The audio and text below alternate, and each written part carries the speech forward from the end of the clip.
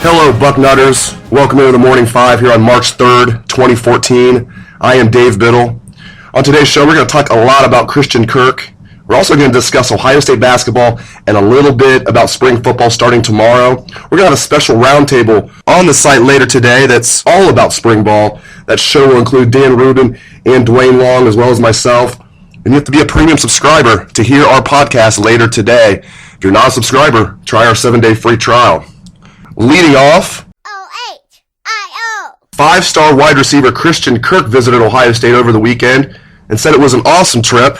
Also said it was definitely a great trip. He's the number 2 wide receiver in the country, number 38 overall player according to the 24/7 Sports Composite. He's from Scottsdale, Arizona. Even the notoriously conservative Bill Kurelic says about the visit, Ohio State hit a home run with Kirk. Let's go out to our East Coast Bureau Chief, Alex Gleitman in New York City. Alex, it sounds very good for the Buckeyes with Christian Kirk. I really think they hit a 10 out of 10 on the visit. From everything I hear, he was very impressed. He hoped to come all the way from Arizona into the snow and, really just get a sense of what it would be like to be a student athlete at Ohio State, get that kind of feel-at-home type of vibe from the coaching staff and the players, and that's exactly what he did. Johnny Dixon and Raekwon McMillan did a great job kind of hosting him and showing him around. And the coaches, Urban Meyer, he was very impressive with both Kirk and his mother from everything I hear. So as Bill said, I concur, this is a home run for Ohio State when it comes to Christian Kirk. He said Urban Meyer made a great impression on him. He also talked about Archie Griffin, and I love that he, knows his history. I'm sure most college football players or high school football players know Archie Griffin's the only 2-time Heisman Trophy winner, but Kirk was very boisterous in talking about that. He loved meeting Archie Griffin, loved meeting Urban Meyer. And more good news here, Alex. Kirk and Torrance Gibson were tweeting each other Sunday night talking about Ohio State. This is a good sign, my man. 5-star quarterback, 5-star wide receiver talking about the Buckeyes on the Twitter.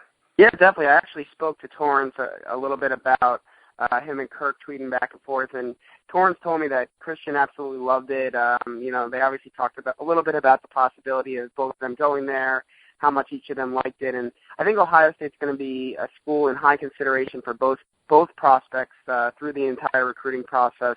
So that's a good sign for Ohio State. Those are two of the, in my opinion, best 25 football players in the country, and Ohio State is right there with both of them, and they're kind of talking a little bit about playing together. So I think if that were to ever happen, it would be at Ohio State, but certainly a long way to go for both kids. Thank you, Alex. Moving on. O-H-I-O. Ohio State basketball with a listless 72-64 loss at Indiana on Sunday.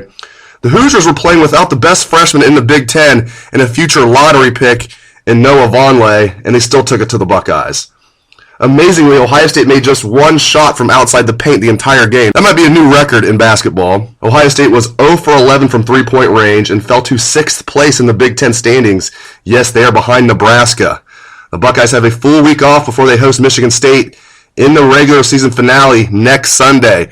For those wondering, are the Buckeyes still a lock to make the tournament? Yes, they're a lock to make the tournament. But if they lose to Michigan State and then lose in the first round of the Big Ten tournament or only win one game in the Big Ten tournament, they could be looking at an 8 or 9 seed.